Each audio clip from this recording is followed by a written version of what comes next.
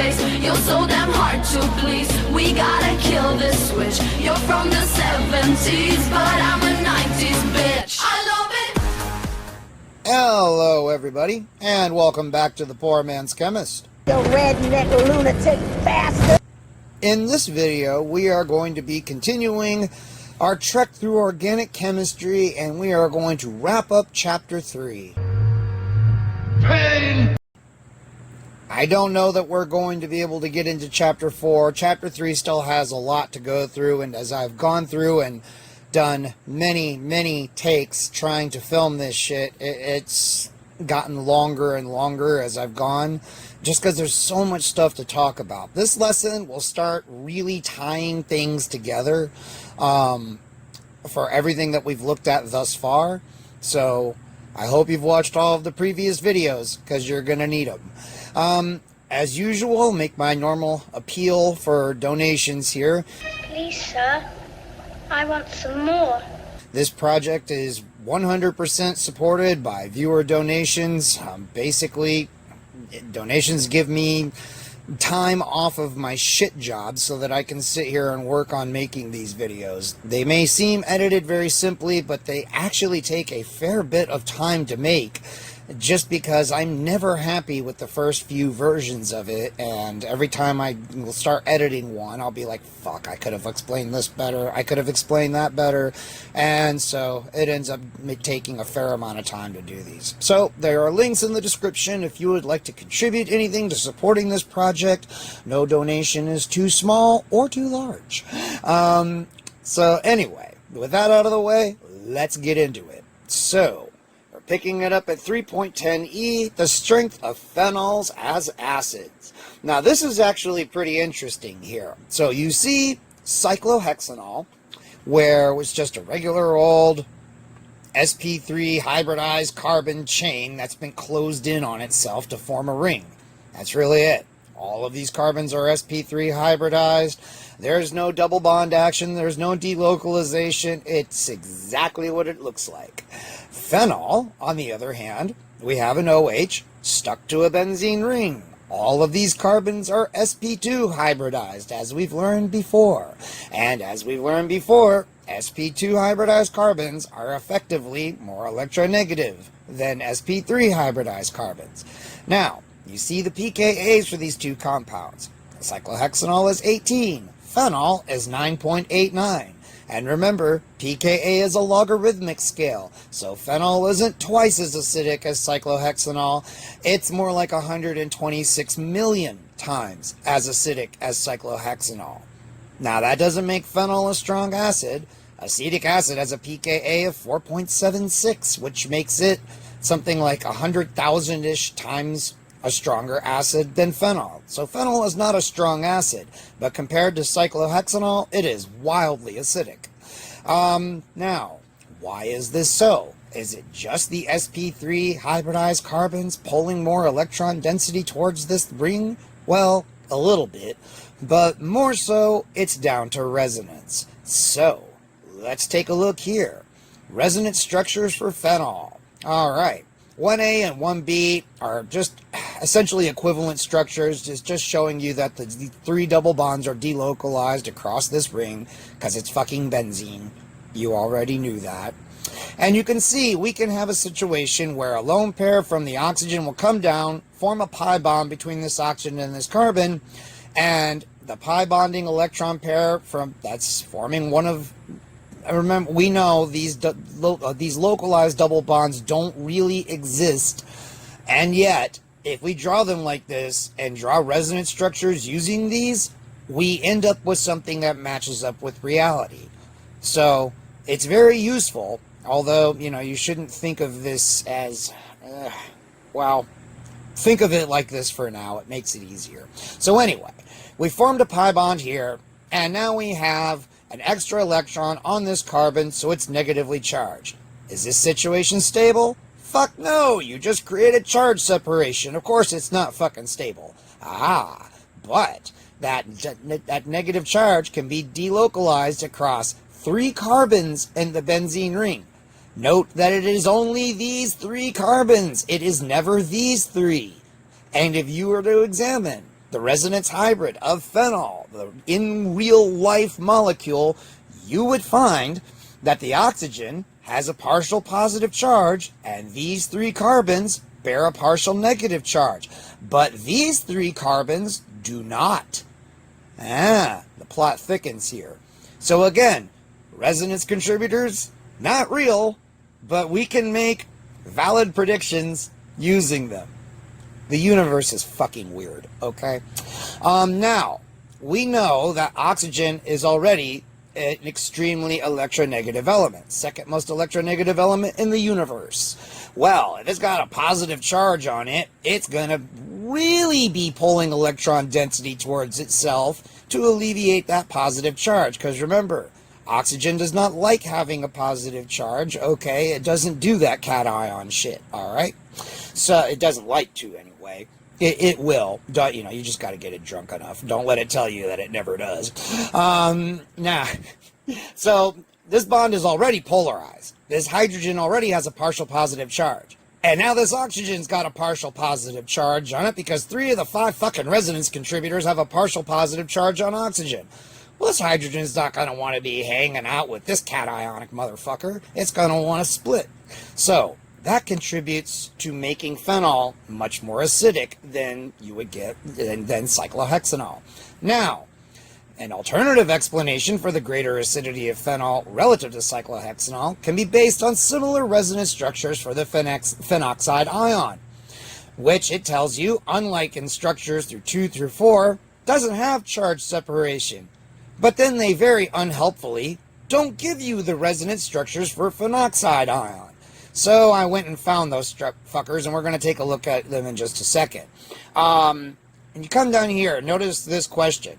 They ask you about, it says, nitro groups have a large acid strengthening effect on phenols, okay? And then it asks you why. Well, I'm going to show you, because the website that I found that had the resonance contributors for phenoxide also had this question basically answered already on the page with all the resonance structures drawn out. So, we're getting kind of a double whammy here. Isn't that nice?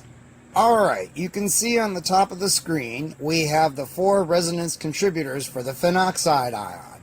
Now you can see on one of them, the negative charge is on the oxygen, but there are 3 resonance contributors where you can spread the negative charge out onto those carbon atoms in the benzene ring. Note again, it is only 3 carbon atoms in the benzene ring. 3 others never take up a partial negative charge. So the overall hybrid of phenoxide would be, it would have probably most of its partial negative charge, because remember, it can only be partial because it's spread out, it's delocalized across the whole fucking ring, is going to be on that oxygen. Most of it probably, with less amounts of it being distributed across those 3 carbon atoms. Now that is my guess. I don't have any literature in front of me that says that. But since one of these contributors has the negative charge on an oxygen atom, which is highly electronegative, I'm thinking that one's probably going to be the most significant one. As for the other 3, they will still make a significant contribution, because remember, anything that stabilizes the conjugate base of an acid will strengthen the acid, alright? So, resonance is always a stabilizing effect. And the fact that, once the hydroxyl is deprotonated, we can still spread that charge out across the ring is going to stabilize this thing. Now you can see the 3 resonance contributors for paranitrophenol. That's 4-nitrophenol, paranitrophenol, it's all the same thing. So you can see for phenol, we have our pKa of 9.89. We have our pKa of paranitrophenol, which is 7.05. And then for trinitrophenol, which is picric acid, it has a pKa of 0.38. So that's a pretty big range of acidities. And why is this? Well, you can see in the 3 resonance contributors that we have here for the ion of paranitrophenol, actually there should be 5. Yes, there should be 5. I don't know why the other 2 are not there. But whatever. you know it's the same 3 as in phenoxide, okay? But notice that on this nitro group, for all 3 contributors, no matter which way you slice it, nitrogen always has a positive charge. This is because nitrogen is forming 4 bonds, so it's always going to have a positive charge. One of those oxygens is always going to have a negative charge. But you deprotonate this bitch, and you've got that negative charge hanging out on oxygen. Now, it can delocalize itself across the ring and get over to that positively charged nitrogen and hang out close next to it so it can get some of that sweet, sweet cation action. I'm the horniest motherfucker on the road! So, of course, this is going to help stabilize that negative charge because you have a positive charge right on the ring that is always there that it can help to balance out. Now, you can see that in some contributors, both of the nitro oxygens have a negative charge. I honestly couldn't, I would imagine that one is less stable because it has more charge separation than the other ones. But I mean, you know, for that middle one there, you can see you've got that negative charge directly across from the bond. You know, it's just on the other side of the bond from that positively charged nitrogen. I'm imagining that one is probably pretty significant. How much is, you know, the one where it's double bond to nitrogen? I don't know. This is where we would need, you know, a computational chemist to help us out with this. Anyway, let's move on. Okay, section 3.10F. I almost skipped this one because it's really simple, but then I decided, you know, I could tell you to read this, and you could probably read it and understand it just fine, but I'll go through it just to be on the safe side. So, because phenols are more acidic than water, the following reaction goes essentially to completion and produces water-soluble sodium phenoxide. And you see, you can accomplish this transformation with mere sodium hydroxide, and the equilibrium lies far to the right. It is an equilibrium. You will still have some unreacted phenol in there, but the equilibrium lies towards the side of the products here, okay? You get a weaker base and a weaker acid. Your conjugate base is weaker than the base you started with, and your conjugate acid is weaker than the acid you started with. So that also drives this forward, okay? Remember, we've talked about that before. Acid-base reactions always progress such that the weaker acid and weaker base are produced. The corresponding reaction of 1-hexanol, which is just a simple, this is an aliphatic alcohol, simple open chain alcohol, with aqueous sodium hydroxide does not occur to a significant extent because 1-hexanol is a weaker acid than water. Now, I think it's interesting here. You notice it doesn't say it doesn't happen at all. It says it doesn't occur to a significant extent. Notice that this equilibrium greatly favors the reactants. However, a tiny amount of this product should be produced. Not a lot, but a little. It'll be a very, very little, but it will still be there.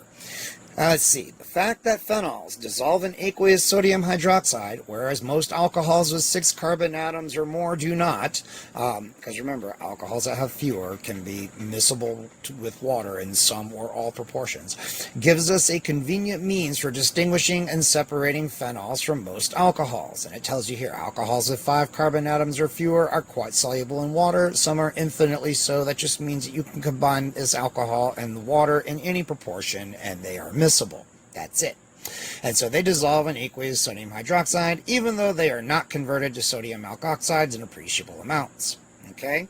So in other words, you're saying that alcohols with 5 carbon atoms, or 5 or fewer carbon atoms, don't undergo this reaction, but they'll still dissolve in aqueous sodium hydroxide.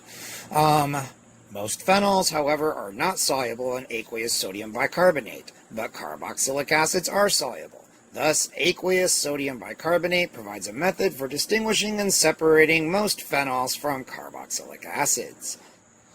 Okay, the effect of the solvent on acidity is very dramatic. In the absence of a solvent in the gas phase, most acids are far weaker than they are in solution. For example, acetic acid in the gas phase is estimated to have a pKa of about 130, or a Ka of about 10, raised to the power of negative 130. So something that is 30 orders of magnitude smaller than the reciprocal of a Google. I don't know how, I know that's why they said it's estimated, because there's no way in green hell you could fucking measure that. It has to be estimated based on calculations. The reason is this: when an acetic acid molecule donates a proton to a water molecule in the gas phase, the ions that are formed are oppositely charged particles, and the particles must become separated. Alright? So, in the absence of a solvent, separation is difficult. In solution, solvent molecules surround the ions, insulating them from one another, stabilizing them, and making it far easier to separate them than in the gas phase. Kind of like a cult comes in and brainwashes your kid and insulates them from you, and then slowly takes them away from you. Isn't that nice? In a solvent such as water, called a protic solvent, solvation by hydrogen bonding is important. Duh. Of course it is. That's why I don't know. I guess they have to say it. A protic solvent is one that has a hydrogen atom attached to a strongly electronegative element such as oxygen or nitrogen. A protic solvent, therefore, can form hydrogen bonds to the unshared electron pairs of an acid and its conjugate base, but they may not stabilize both equally. The plot thickens. The stability of a conjugate base is enhanced if it is solvated to a greater degree than the corresponding acid. Okay? Now, they tell you that relative acidity cannot be predicted solely on the basis of solvation. However, steric factors affecting solvation and the relative order or disorder of the solvent molecules, so in other words, the entropy parameters, can enhance or decrease acidity. Okay? I think the thing that they want you to get out of that is that when you have a situation where you're creating ions and you've got a protic solvent, because the bond is polarized between the electronegative element and the hydrogen, it is able to form some hydrogen bonds, which can help deal with all of that pesky ionic charge. Okay? Alright. Organic compounds as bases. Now this is going to be real important for later. If an organic compound contains an atom with an unshared electron pair, it is a potential base. Okay? You've seen this plenty of times with ammonia and amines, but this can also happen with alcohols. So, dissolving gaseous HCl in methanol brings about an acid-base reaction, much like the one that occurs with water.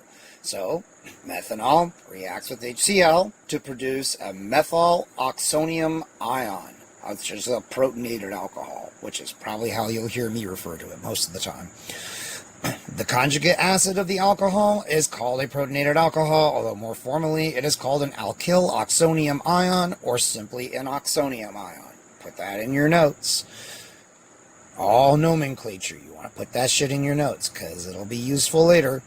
Alcohols, in general, undergo this same reaction when they are treated with solutions of strong acids such as HCl, HBr, HI, and H2SO4. And I'll go ahead and I'll tell you this here. The reaction between HI with the alcohol and pseudoephedrine, this is what's going on. This is what's happening. Neat. There's more going on here, but this is the very first thing that happens. Just thought you'd like to know that. So, you have your alcohol and a strong acid, your alkyl oxonium ion, and a weak base. Now, is oxygen happy with a positive charge like this?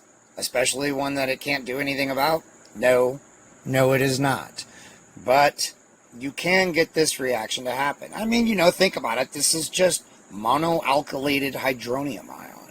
And the hydronium ion has a positive charge. But there's so many water molecules around it to help kind of balance that shit out. And you can see ethers form dialkyl oxonium ions. Woot! So these are the dialkylated versions of hydronium. Isn't that nice? Compounds containing a carbonyl group also act as bases in the presence of a strong acid. So you can see, you can protonate this oxygen up here on the carbonyl carbon. And, interestingly, although we won't get to it here, this is not till we get to carbonyl chemistry, which is many chapters away yet, but if these are alkyl groups here on this carbonyl group, These hydrogens here are very acidic that are on these carbons. You can actually pull them off with a weaker base than you might first think. So this has just got all kinds of shit going on. Carbonyl chemistry, man, is the way in for so much shit. Now, why have I spent so much time on chapter 3? Right here. Proton transfer reactions like these are often the first step in many reactions that alcohols, ethers, aldehydes, ketones, esters, amides, and carboxylic acids undergo. In other words, an acid-base reaction is often what kicks shit off. So you need to have a deep and intimate understanding of acid-base chemistry. This is why we've spent so much time talking about all of this. Remember, I did tell you, this is not some arbitrary abstract shit. Every bit of this will be practically useful later. So Koth, his eyes open. Alright, now, so it already tells you that the pKa of some of the protonated intermediates are given in table 3.1. You've already seen that. An atom with an unshared electron pair is not the only locus that confers basicity onto an organic compound. The pi bond of an alkene can have the same effect, which is why the pi bond gives us a way in for so much fucking synthesis. Later on, we shall study many reactions in which, as a first step, alkenes react with a strong acid by accepting a proton in the following way to form a carbocation. Alright? Pretty fucking cool, huh? And then in a lot of reactions, you'll see the carbocation will react with the anion from the base, and that'll add on here, and then you will have added the elements of the acid across the double bond. Neat, huh? You're going to be seeing that shit all over the fucking place later. There's the wonderful Markovnikov and anti-Markovnikov additions. Yes, all those wonderful Russian names. There will be more of them. Anyway, in this reaction, the electron pair of the pi bond of the alkene is used to form a bond between one carbon of the alkene and the proton donated by the strong acid. Notice that two bonds are broken in this process, the pi bond of the double bond and the bond between the proton and the acid and its conjugate base. One new bond is formed, a bond between the carbon of the alkene and the proton. This process leaves the other carbon of the alkene trivalent, electron deficient, and with a formal positive charge. A compound containing a carbon of this type is called a carbocation, which you should already know. Carbocations are unstable intermediates that react further to produce stable molecules, and we will take advantage of that shit in the biggest way. And now, 3.13, a mechanism for an organic reaction. Get ready, people. It's about to get real. Alright, so, starts out by telling you that in Chapter 6, we will begin our study of organic reaction mechanisms in earnest. So right now, we're just going to look at an example. It's one that will allow us to apply some of the chemistry we have learned in this chapter, and one that, at the same time, will reinforce what we have learned about how curved arrows are used to illustrate mechanisms. So, dissolving tert-butyl alcohol, or tert-butanol, in concentrated aqueous hydrochloric acid soon results in the formation of tert-butyl chloride. This reaction is a substitution reaction, okay? That a reaction has taken place is obvious when one actually does the experiment. Tert-butyl alcohol is soluble in the aqueous medium, however, tert-butyl chloride is not, and consequently it separates from the aqueous phase as another layer in the flask, which is probably helping to drive the equilibrium forward. It is easy to remove this non-aqueous layer, purify it by distillation, and thus obtain the tert-butyl chloride. Considerable evidence, which we're not going to talk about here, indicates that the reaction occurs in the following way. Alright, there are 3 steps here. Tert-butanol acts as a base and accepts a proton from the hydronium ion, and the chloride anions are just spectators in this step. Alright, so now we've got a tert-butyl oxonium ion. Yes, these organic names get to be a mouthful after a while. Alright, so we've got a protonated alcohol and water. Alright, Nothing really special there. Now, step 2. This is the rate limiting step, because step 1 happens readily, step 3, equilibrium favors the products, but step 2, it favors the reactants. Alright, so this is the step in this whole process that is limiting the rate at which this forms. Alright, the bond between the carbon and oxygen of the t-butyl oxonium ion breaks heterolytically, leading to the formation of a carbocation and a molecule of water. And remember, homolytic bond cleavage would be one electron in the bond goes to one atom and one electron goes to the other atom. Okay, that you get two different molecules that have unpaired electrons that really don't want to have unpaired electrons. Those are called free radicals. However, in heterolytic bond cleavage, both bonding electrons go off to one atom. So you end up with, well, ions. Or, in this case, an ion, you know the thing. Protonated alcohol here is no longer ionic. It's left as a molecule of water, and the ionic charge has been transferred to the carbon atom. Alright? This is a carbocation. Now, it is important to remember the stability of carbocations. Tertiary carbocations, like this, are more stable than secondary, which are way more stable than primary carbocations. Okay? So, because this is a tertiary carbocation, because that's what's formed, is why this even is happening, basically to any appreciable extent at all. Now, you may be wondering, what stops the water molecule from just reacting with this carbocation, since carbocations are so unstable? Nothing. In fact, there are more water molecules around than there are chloride ions. So, this equilibrium favors not only are we having to create a fairly unstable intermediate, again, it is the most stable of the carbocations, but it's still a carbocation. It really would prefer not to exist. Okay? So that right there is going to make this reaction not want to happen a lot, but you're also going to have more water around to just turn right around and boink, just bond right onto this thing, which effectively just makes you end up with the reactants again.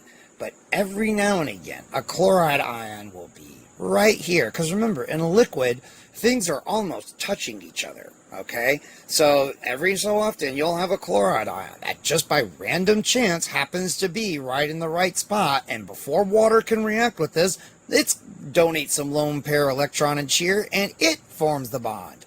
And now you've ended up with t-butyl chloride. Alright? Again, this is not an abstraction. These are the 3 steps that happen in this fucking reaction. Alright? Step 1, step 2, step 3. And by understanding the steps, we can understand a lot about the reaction just by knowing the mechanism by which it happens. This is why you will be seeing mechanisms for all the fucking reactions you basically see from here on out. Well, after chapter 3 anyway. Oh, they're going to drop some more reactions on you here in a second. They're just not going to give you a whole lot of detail. Alright, so all of this I've already talked about. And like it says here, all of these steps involve acid-base reactions. Yes, there is more than that going on here, but still, you saw acid-base chemistry happening all over the place in this fucking mechanism, okay? Because remember, we're talking about Lewis acids and bases, which are a broader definition.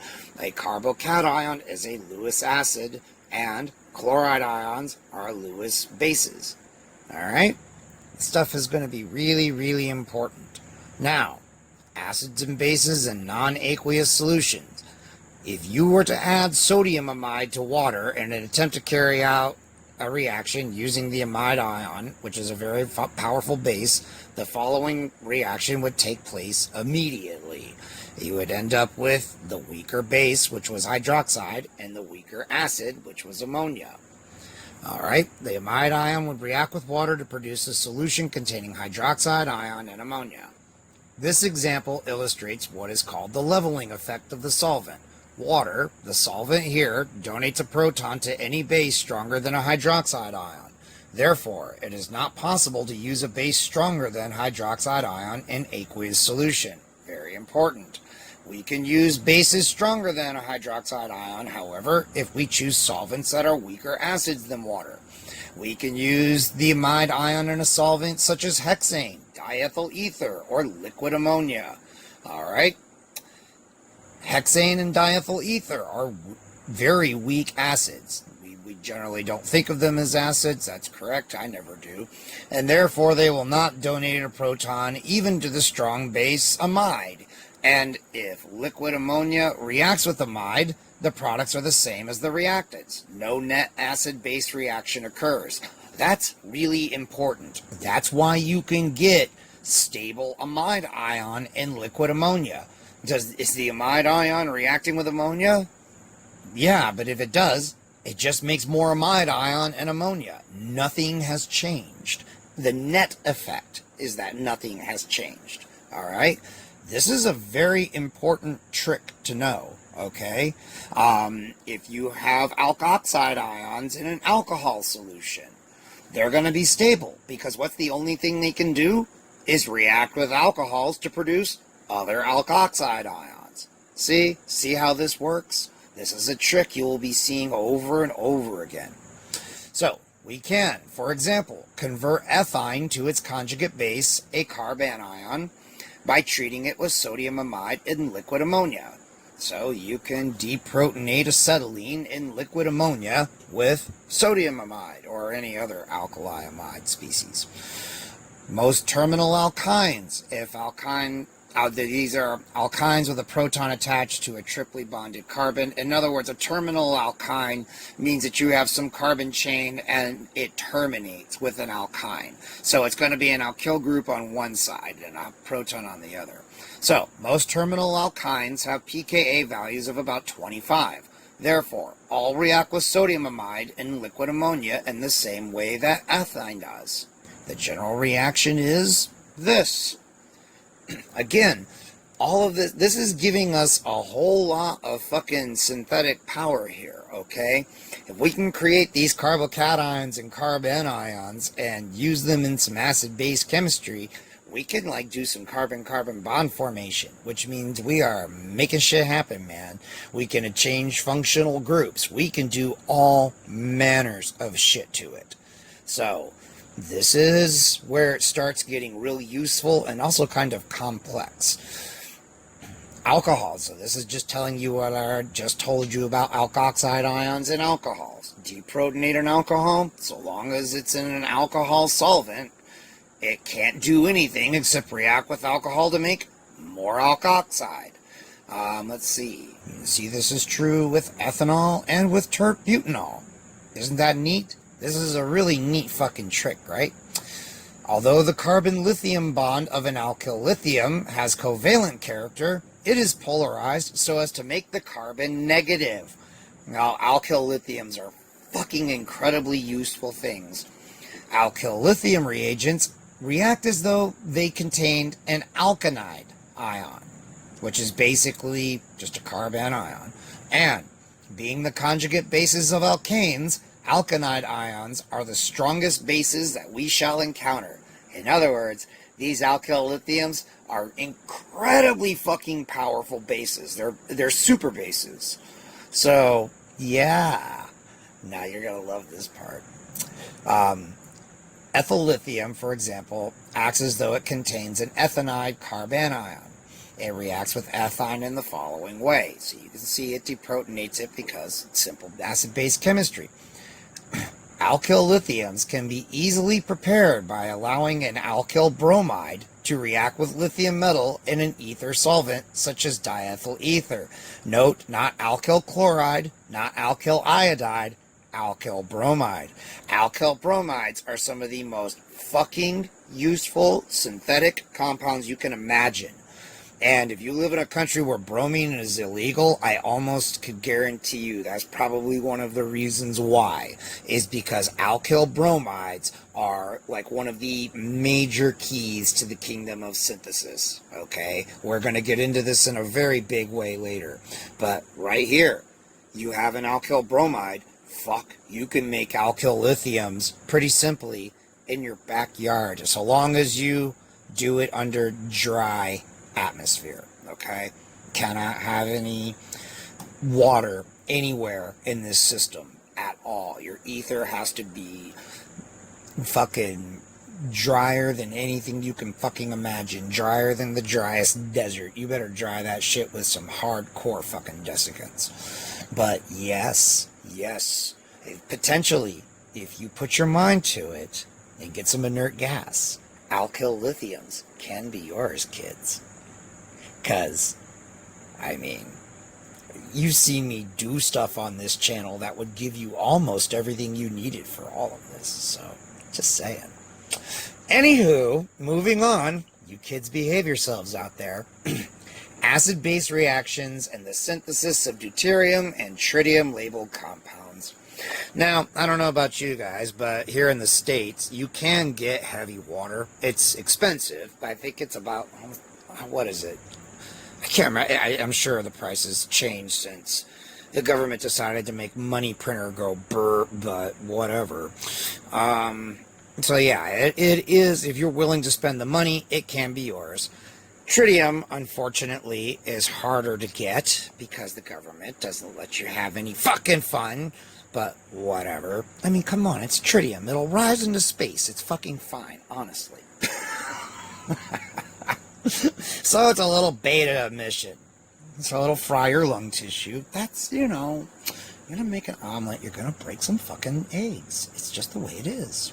Anyway, so chemists often use compounds in which deuterium or tritium atoms have replaced one or more hydrogen atoms of the compound, as a method of labeling or identifying particular hydrogen atoms, okay?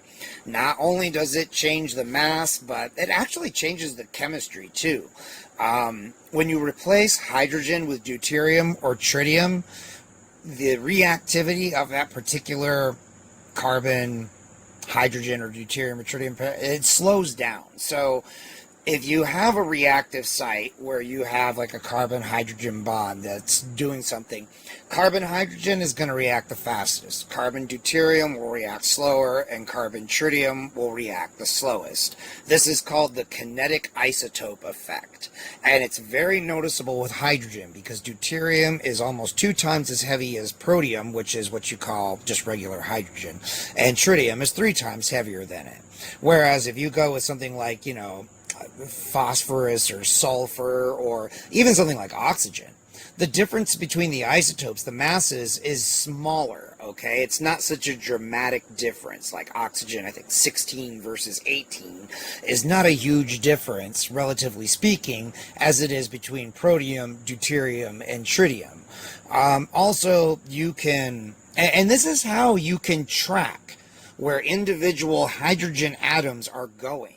So if you're wondering how, you know, things like the mechanism that we were talking about here were discovered, well, labeling is one way you could do that.